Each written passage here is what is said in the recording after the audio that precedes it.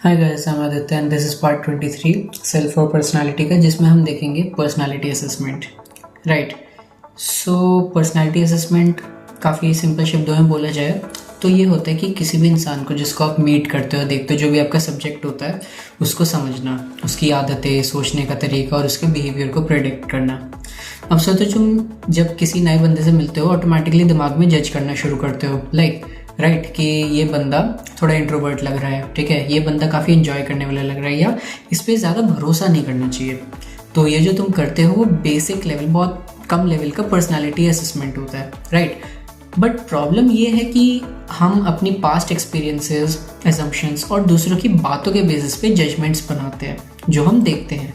इससे क्या होता है ना, बायस आ जाता है तुम्हारे अंदर और ऑब्जेक्टिविटी काफ़ी गड़बड़ा जाती है। सो दैट्स वाई साइकोलॉजी ने बोला कि अरे भाई, इसको थोड़ा साइंटिफिक और फॉर्मलाइज करने की ज़रूरत है, और वो फॉर्मलाइज करने का तरीका ही आपका है पर्सनालिटी असेसमेंट। ठीक। अब असेसमेंट में मेन गोल सिंपल है कि किसी बंदे का बिहेवियर समझना और प्रिडिक्ट करना, वो भी मिनिमम गलती के साथ, मैक्सिमम एक्यूरेसी के साथ। मतलब अगर हम कह रहे हैं कि ये पर्सन ग्रुप टास्क में अच्छा परफॉर्म करेगा, तो वो प्रिडिक्शन ज़्यादा चांसेस के साथ सही निकलनी चाहिए। ये सिर्फ समझाने के लिए नहीं होता, डायग्नोसिस में, काउंसलिंग में, करियर गाइडेंस में और इवन किसी को राइट जॉब की तरफ डायरेक्ट करने में, ट्रेनिंग देने में भी पर्सनालिटी असेसमेंट का काफ़ी क्रूशियल इम्पॉर्टेंस रहती है। अब साइकोलॉजिस्ट ने पर्सनालिटी असेस करने के लिए अलग अलग टेक्निक्स बनाई, ठीक है।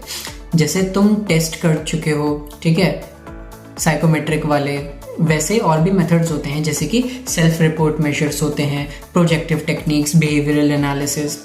तो इस वाले में मैं तुम्हें बताऊंगा सेल्फ रिपोर्ट, बाकी दो वीडियोस में कवर करूंगा। तो सेल्फ रिपोर्ट मेजर्स जो ऑलपोर्ट ने सजेस्ट किया था, उसने बोला कि अरे भाई, सबका बेस्ट तरीका है कि इंसान से सीधा पूछ लो कि तू कैसा है, और बस वहीं से शुरू हुई ये टेक्निक सेल्फ रिपोर्ट की। सेल्फ रिपोर्ट मेजर्स एकदम स्ट्रक्चर्ड होते हैं, मतलब थियरी के बेस पे डिज़ाइन किए जाते हैं, ओके। और बंदा खुद वर्बल रिस्पॉन्स देता है बोल के, जैसे स्केल या मार्क्स लगाना या ट्रू फॉल्स बोलना। ये रिस्पॉन्सेज डायरेक्टली एक्सेप्ट किए जाते हैं और फिर उनको स्कोर करके एक पर्सनालिटी प्रोफाइल बनाई जाती है।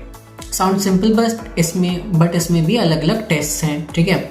So we have to see some examples. सबसे पहले और सबसे ब्रॉड आता है आपका Minnesota multiphasic personality inventory, MMPI, ठीक है। इसको हैथवे और मैकिनली ने बनाया था पहले साइकेट्रिक डायग्नोसिस के लिए, पर बाद में पता चला कि ये जनरल पर्सनालिटी असेसमेंट में भी चलेगा और अलग अलग मेंटल हेल्थ प्रॉब्लम्स को आइडेंटिफाई करने में भी काफ़ी अच्छी तरह काम करता है। फिर इसका अपडेटेड वर्जन आया MMPI-2, ठीक है। इसमें 567 स्टेटमेंट्स होते हैं, ठीक है। ऑब्वियसली बहुत पेशेंस लगेगा, ठीक है। तुम्हें हर स्टेटमेंट को ट्रू या फॉल्स मार्क करना होता है। इसमें 10 सब स्केल्स होते हैं जो अलग अलग चीज़ें डायग्नोस करती हैं, जैसे डिप्रेशन, पैरानोया, ठीक है, मेनिया, स्किज़ोफ्रेनिया और इवन सोशल इंट्रोवर्जन। इंडिया में भी इसका लोकल वर्जन बना जिसको हम बोलते हैं JMPI, ठीक है, जोधपुर मल्टीफेजिक पर्सनालिटी इन्वेंटरी, ओके। तो ये हो गया। दूसरा आपका आता है आइजेंक का पर्सनालिटी क्वेश्चनियर, ठीक है, EPQ, जो मैंने तुम्हें बताया, ठीक है। ये इनिशियली ना 2 डायमेंशंस मेजर करता है, इंट्रोवर्ट, एक्सट्रावर्ट, और इमोशनली स्टेबल या अनस्टेबल, मतलब बंदा कितना सोशल है और उसका इमोशनल बैलेंस कैसा है। लेटर ऑन क्या हुआ, आइजेंक ने एक तीसरा डायमेंशन ऐड किया, मैंने तो बताया था, वो साइकोटिसिज्म वाला, राइट। अब इससे क्या होता है, बंदा थोड़ा एंटी सोशल टेंडेंसीज रखता है, दूसरों की फीलिंग्स की परवाह नहीं करता, थोड़ा ऐसे डेंजरस, एग्रेसिव, हॉस्टाइल सा हो जाता है और टफ लग सकता है। तो जो लोग इस डायमेंशन में हाई स्कोर करते हैं, उनका एटीट्यूड थोड़ा ऐसा होता है कि मेरा क्या, मुझे क्या, इस टाइप का। सो ये टेस्ट काफ़ी फेमस है और रिसर्च में काफ़ी यूज़ होता है। ये हो गया 2 MMPI और आइजेंक। हाँ, तीसरा होता है 16PF, ठीक है, 16 पर्सनालिटी फैक्टर क्वेश्चनियर, जो कैटल ने बनाया था। उसने पर्सनालिटी को बहुत सारे ट्रेट्स आइडेंटिफाई किए और उन फैक्टर एनालिसिस करके बेसिक स्ट्रक्चर निकाला। इस टेस्ट में डिक्लेरेटिव स्टेटमेंट्स होती हैं, ठीक है, और हर सिचुएशन के लिए तुम्हें गिवन ऑप्शंस में से सिलेक्ट करना पड़ता है जो भी तुम्हें सबसे अप्रोप्रिएट लग रहा है।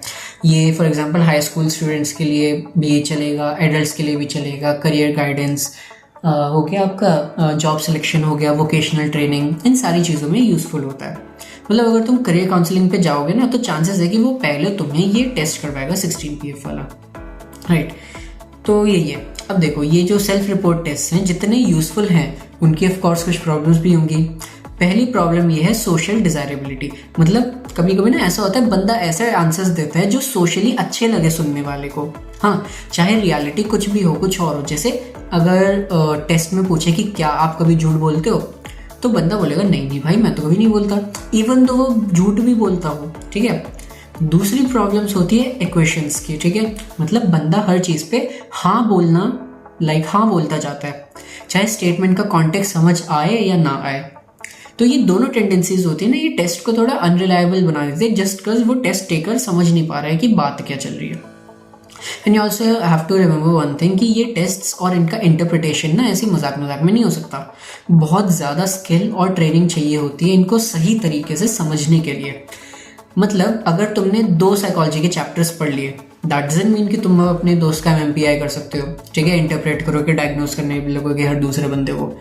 तुम तब तक प्रैक्टिस करो, सीखो और एक्सपर्ट सुपरविजन में काम करो जब तक तुम परफेक्ट नहीं हो जाते।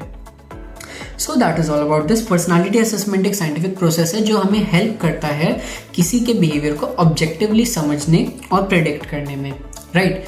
पर साथ ही हमें ना इनके जो रिजल्ट्स निकलते हैं उनको रिस्पॉन्सिबली लेना पड़ता है कि हम इन नॉलेज को कैसे यूज़ कर रहे हैं।